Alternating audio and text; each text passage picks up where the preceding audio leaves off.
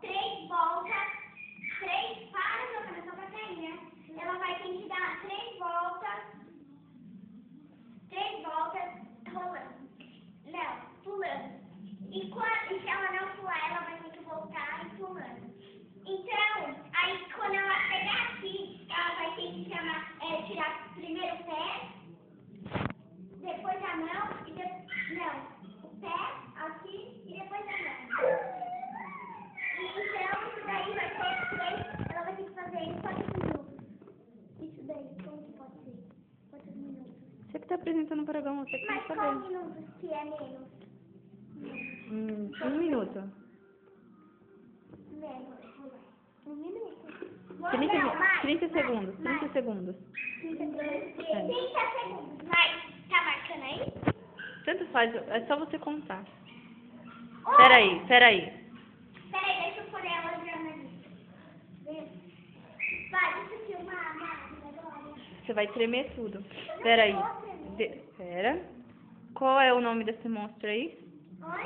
Nada não. 1, 2, 3 e já.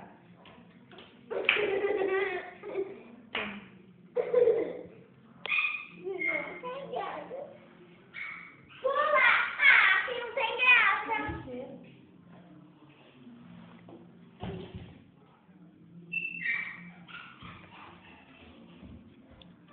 Mano, o que tá acontecendo?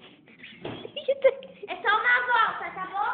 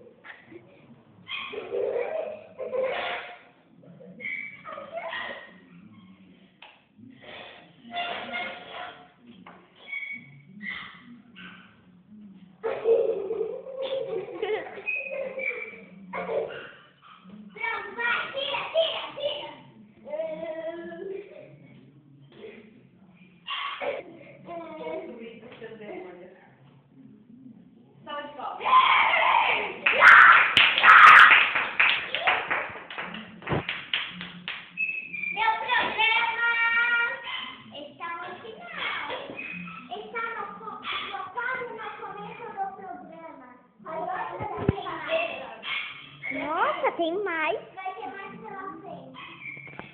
Por enquanto você fala, é só isso. Agora, uma salva de palmas e... Tchau. Vai mesmo. Vai logo. É pegar ele e falar assim. E depois a gente se vê pra dançar.